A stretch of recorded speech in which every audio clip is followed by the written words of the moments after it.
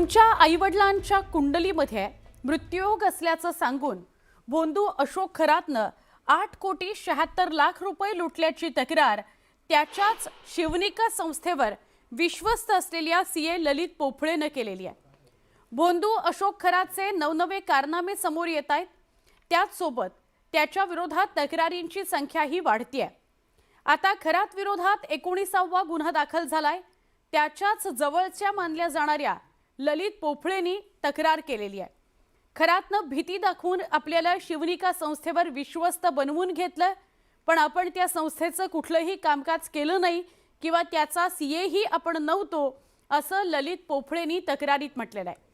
त्याचसोबत खरातनं आपल्याकडून वारंवार अघोरी पूजा विधी करता करोडो रुपये उकळले अशी तक्रारही त्यांनी केली आहे।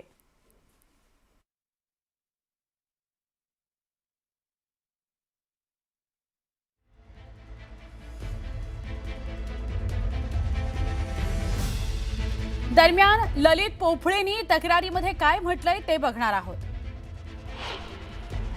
ललित पोफळेंनी खरात विरोधात तक्रार केलेली आहे। खरातनं 8,76,00,000चा गंडा घातला। आई वडिलांच्या कुंडलीमध्ये मृत्यूयोग अटळ सांगितलाय। मृत्यूयोग टाळण्याकरता अघोरी उपाय माझ्याकडून करून घेतले असं ललित पोफळेचं म्हणणं आहे। विविध पूजाविधी करण्याकरता कोट्यवधी रुपये उकळले। तंत्र मंत्राच्या नावाखाली बनावट नाग दाखवून माझीही फसवणूक केली। भीती दाखवून घाबरवून ईशान्येश्वराचं विश्वस्त बनवलं। खरातवर संशय आल्यानं खासगीमध्ये त्याची चौकशी करण्यात आली। खरातच्या फार्म हाऊसवर आचारी पाठवला। आचार्याकडून धक्कादायक गोष्टी समोर आल्या।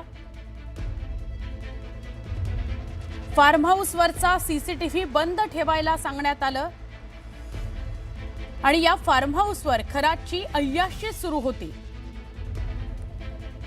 फार्म हाऊसवर मद्यसेवन व्हायचं आणि महिलांसोबत अश्लील चाळेही व्हायचे।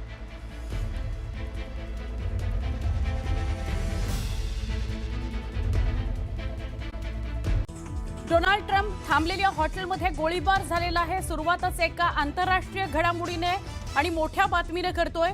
हॉटेलमध्ये डोनाल्ड ट्रम्प डिनरला उपस्थित होते। वॉशिंग्टनच्या हिल्टन हॉटेलमध्ये गोळीबार झालेला आहे। हॉटेलमध्ये पत्रकारांच्या डिनरसाठी ट्रम्प गेलेले होते आणि त्यावेळी गोळीबार झालाय। हिल्टन हॉटेलमध्ये ट्रम्प यांच्या समोर गोळीबार झाला।